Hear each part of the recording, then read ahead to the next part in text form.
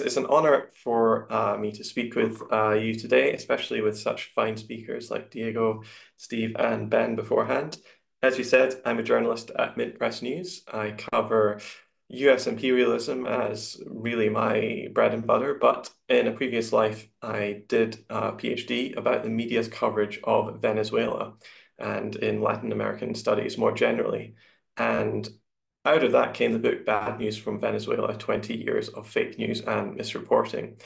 And so, as we've heard here earlier, Venezuela is indeed hosting presidential elections on July 28th. There are 10 individuals vying for the position, including 9 in opposition to incumbent President Nicolas Maduro, who heads a coalition of 13 leftist groups. However, Maduro isn't just fighting against 9 other candidates. He's also fighting against an intense campaign from Western corporate media who are really desperate to either unseat him through the electoral process or undermine or taint his victory as fraudulent. Venezuelans often used to talk a lot about una guerra mediática inside their own country, but the media war from outside is just as real. It does seem, as Diego and Steve were talking about, that Washington, everyone there, from pundits to politicians alike, have coalesced around the 74-year-old retired diplomat Edmundo Gonzalez and anointed them as their candidate du jour.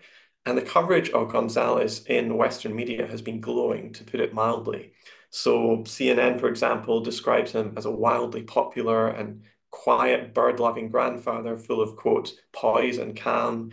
And they talk about how people see him as a, quote, grandfather of the nation kind of figure who could usher in a new era after the political violence of the last decade, end quote. Of course, they don't talk about who was doing that political violence or anything like that, but we'll leave that aside. And of course, other corporate media, all with incredible access to Gonzalez suddenly, have done the same. They all mention that he was a career diplomat who retired in 2002, but not one that I've seen has mentioned the reason why he retired in 2002, which was he was forced out after he enthusiastically backed the coup against Hugo Chavez, which installed Pedro Carmona, a very Trumpian figure, a business leader, as dictator. And as we heard before previously, Gonzalez really, while he's been presented as an independent, he is really very much taking so many of his lines from the extreme right, from Maria Corina Machado especially. And from what I've seen, Western media can't really decide whether Gonzalez is going to romp home to victory or be squeezed out. So the Wall Street Journal, for example, reported that he has a lead of 20 points in the polls. But the New York Times recently just wrote that his hopes of actually winning are slim to slight. Why is this? Well, this follows a very well-established pattern for corporate media covering Venezuelan elections, which is to build up whatever opposition candidate they prefer as an unstoppable freight train rolling towards success, but poisoning the well beforehand, claiming that if he does lose, it can only be because a patently fraudulent election process has stopped them from achieving power. And this is because it is anathema to corporate media to admit that there is a support base for socialism inside Venezuela, precisely because they spent decades either pretending these people simply don't exist or demonizing them whenever they can.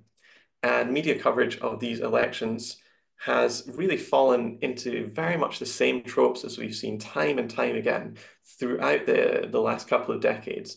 The main one being that there is a courageous opposition fighting against a despotic strongman. In fact, you really could just change around the names of the protagonists and just run stories from 2018, 2013, or earlier. So, for example, in 2013, the media presented a far-right figure, Leopoldo Lopez, as a courageous left-leaning moderate. And in one very infamous Newsweek article, even described him as having twinkling chocolate-covered eyes twinkling chocolate-colored eyes and high cheekbones. The article was called "Leopoldo Lopez Gives Venezuela the Image of a Revolutionary Who Has It All." The media this time, certainly in the few previous years, has really given up any semblance of balance, and it has been openly and blatantly calling for military action against Venezuela. And I'll show you a few of those examples right now. So hopefully you can see my screen now.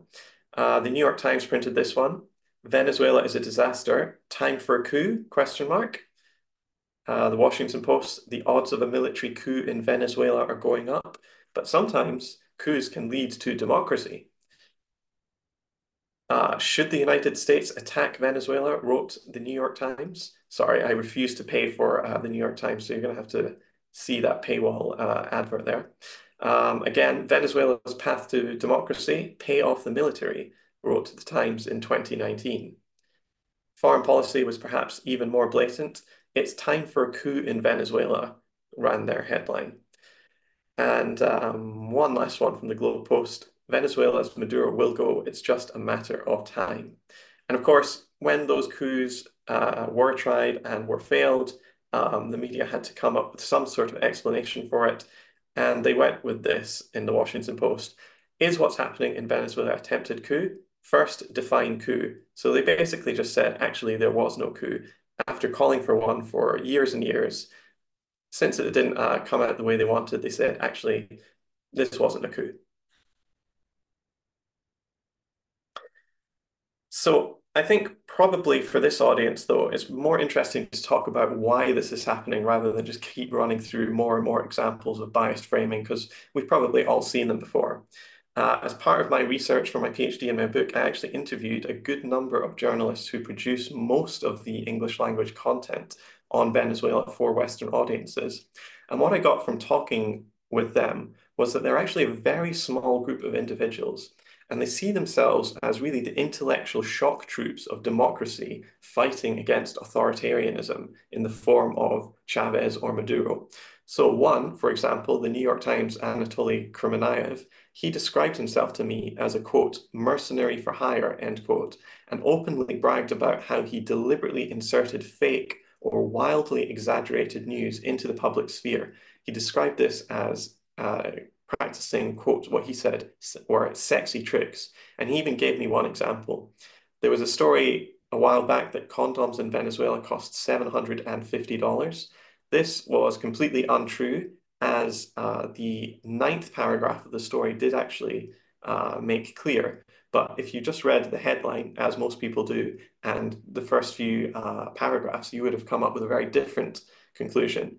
Actually, the truth was that a whole box of condoms in Venezuela cost $8, which was about the same as in the UK or the US at the time. But how is that going to generate a story and generate hate towards a government? It's simply not. And so foreign journalists working for establishment media overwhelmingly see themselves as sometimes having to bend the truth in order to get their desired outcome, which is regime change.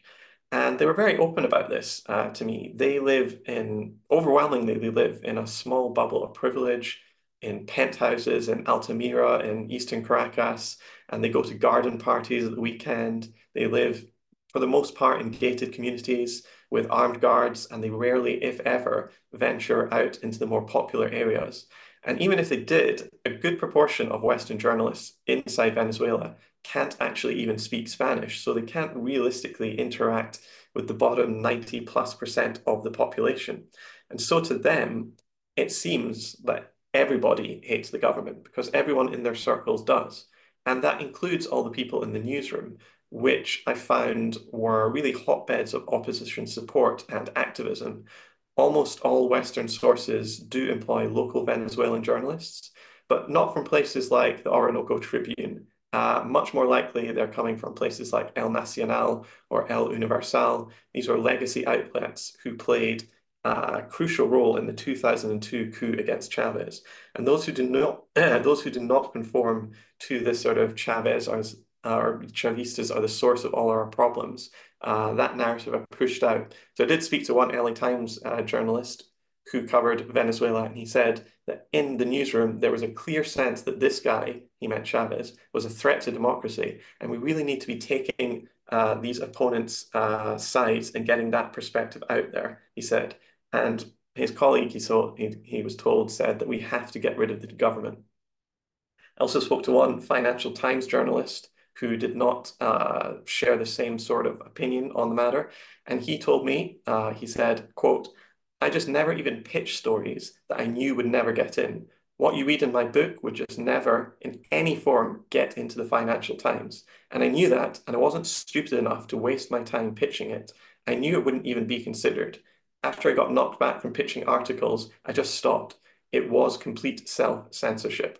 End quote. So ultimately, why is this happening? The short answer is that in a capitalist system, media are the agents of the capitalist class, and they want to see the end of any attempts to build socialism inside Venezuela. And because it's refused to toe the line, Venezuela has been the target for the US empire for more than 2 decades now. The US has spent vast sums of money and resources attempting to achieve regime change there. This has included funding NGOs, opposition parties, social movements. It's included unilateral coercive measures that have taken the lives of tens of thousands of people and forced millions more to leave. We've seen attempted coups d'etats and more. But little of this would be at all palatable to the American public if the country was not so demonized first in our media. And that's the real crucial role that has been so important to the US empire. That's what the media play. Media constitutes an important front in the battlefield for Venezuela, softening up the public for regime change. And so I'll finish just by reminding you that before they send in the tanks, they always send in the journalists. I'm Michael Hudson. I'm appearing here for the International Manifesto Group. If you like this video and ones like it, please subscribe. For more information, go to the address on the screen.